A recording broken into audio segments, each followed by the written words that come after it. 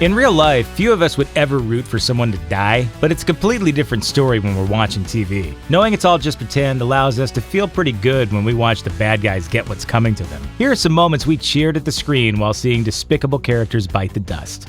As you'd expect, there are massive spoilers ahead. Steve Newlin, True Blood. Steve Newlin may have been a vampire, but he acted like a weasel. Initially part of an anti-vampire crusade, Newlin changes his tune after becoming a vampire himself. He pulls a number of dirty tricks over the show's first 6 seasons, but Newlin finally gets his just desserts in the season 6 episode Life Matters, roasting to death in the sun while screaming his professions of love for fellow vampire Jason Stackhouse, all in front of his adamantly anti-vampire ex-wife. Bangs for nothing, Steve. George Foyet, Criminal Minds. Criminal Minds plumbed into some pretty dark depths with the story of George Foyet, aka the Boston Reaper.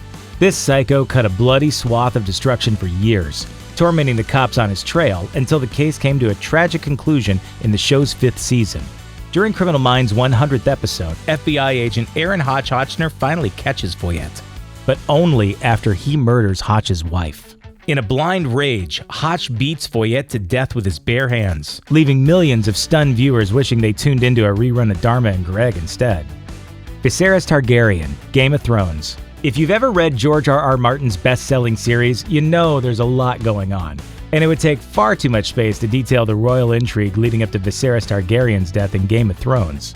Suffice it to say that aside from being the exiled son of an assassinated king, Viserys is also a pretty magnificent jerk. Even though it was still only the first season of the show when he drunkenly challenged his only real ally, the Horse Lord, Khal Drogo. He'd already earned more than enough bad guy points to deserve death by molten metal crown, fit for a king-sized tool. Of course, Viserys isn't the only person in Game of Thrones with a death wish. Joffrey Baratheon, Game of Thrones. In a way, it's hard to blame Joffrey Baratheon for being such a sniveling little creep.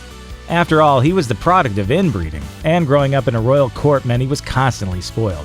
Still, that doesn't excuse his bloodthirsty rule as king, or his violence against women. Committed to getting his own way at all costs, Joffrey proved a consistent irritant during Game of Thrones' first 4 seasons, so it came as a delightful relief when he was poisoned by his own grandmother-in-law at his wedding. Of all the many, many deaths Game of Thrones has given viewers, Joffrey's extermination has to be the most satisfying.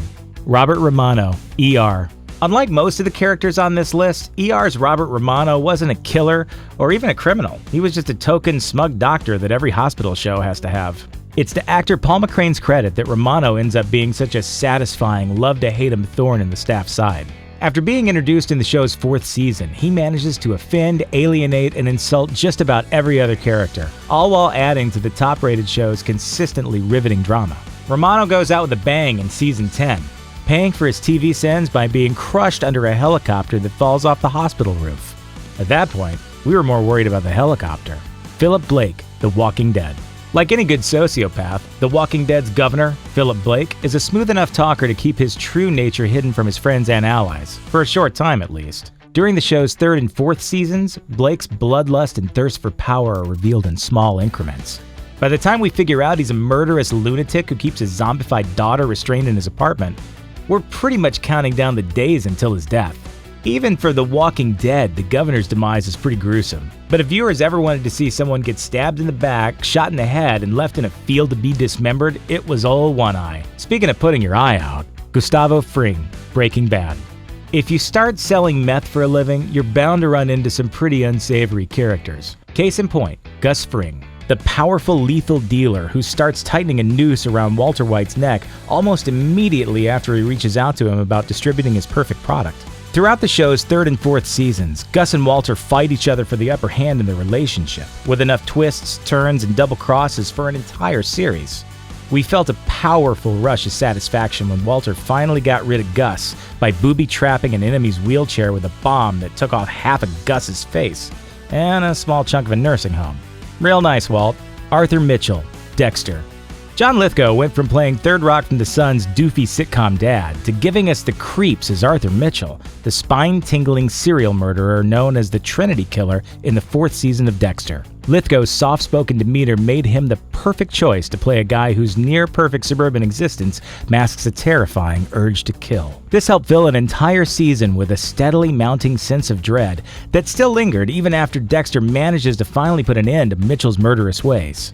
In a sickening twist, the show undercut the viewer's relief over the Trinity killer's death by revealing that Dexter caught Mitchell too late to prevent him from committing his last murder. Dexter's own wife, Rita. Ralph Cifaretto, The Sopranos. A career criminal whose tendency toward violent outbursts was overlooked because of his ability to get things done, Ralphie was a longtime burr in Tony's saddle. If Sopranos fans hated Ralph after he murdered a stripper in the parking lot of the gang's favorite club, they really couldn't stand him after he started a stable fire that killed a horse he owned with Tony. It was the last straw for Tony, who offed Ralphie with his own bare hands and disposed of the body in pieces. As Viserys Targaryen taught us, you don't want to mess with a dude and his horses. Thanks for watching. Subscribe to our YouTube channel to watch more videos like the one you just saw. And leave us a comment to let us know which TV death you thought was the most satisfying.